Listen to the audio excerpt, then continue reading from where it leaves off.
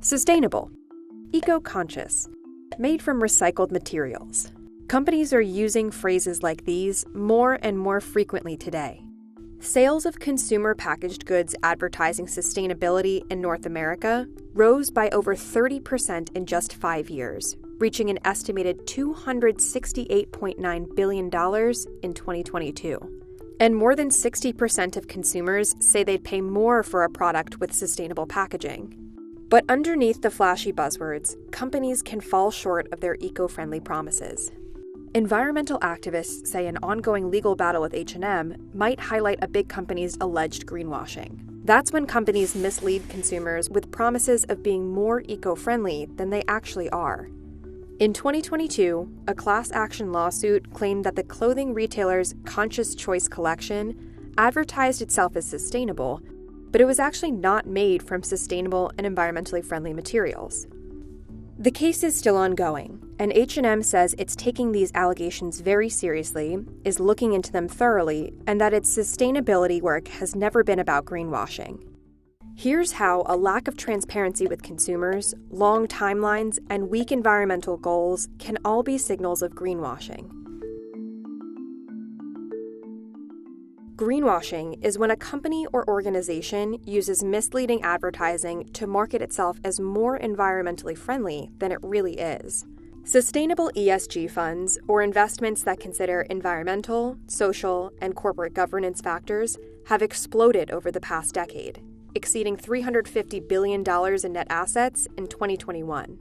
It's becoming increasingly profitable for companies to be seen as being beneficial to the environment. Consumers are increasingly demanding sustainable products. Investors want to invest in companies that have lower carbon footprints. So why do people criticize greenwashing? When you buy from a company that is engaging in greenwashing practices, you are encouraging that behavior to continue. Other companies will take note. Some companies say their sustainability efforts are better than doing nothing. But critics would argue greenwashing involves weak goals, lack of transparency with consumers, and long timelines. Take one common corporate environmental promise: reducing carbon emissions.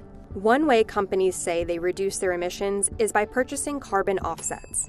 A carbon offset is an action or activity that balances the emission of carbon dioxide or other greenhouse gases into the atmosphere.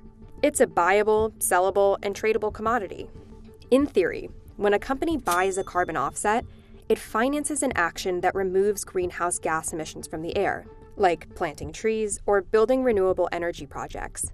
This is supposed to balance the overall amount of carbon dioxide a company puts into the atmosphere. Carbon offsets and carbon credits have become an incredibly controversial mechanism in the fight against climate change. And activists and environmentalists claim, and our reporting shows, many of these projects are generating credits, too many credits, and not really reducing or removing emissions that companies are paying for.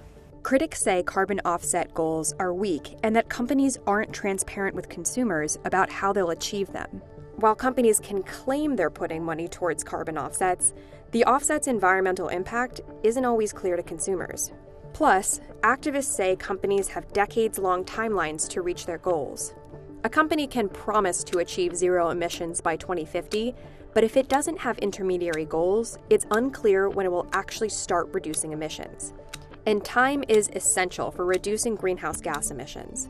That's because the United Nations Paris Agreement calls for global emissions to be reduced by 45% by 2030, in order to keep global temperatures from rising by no more than 1.5 degrees Celsius.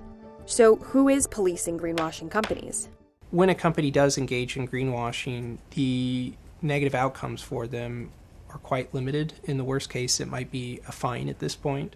In 2022, Goldman Sachs' asset management arm paid millions after violating SEC compliance rules with ESG fund marketing.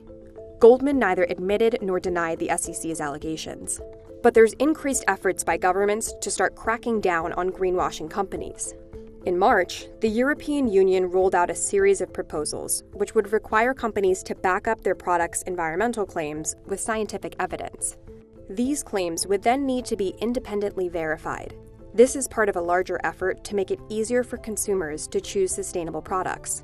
There are roughly 450 million people in the European Union. Regulations adopted there often lead to larger changes globally, since multinational companies prefer not to work with different sets of rules around the world. And there's movement in the US as well. The Federal Trade Commission is discussing rules that would regulate environmental marketing claims. It also wants to penalize companies for each time a product uses deceptive language. And the SEC is proposing new disclosure and naming requirements for ESG funds.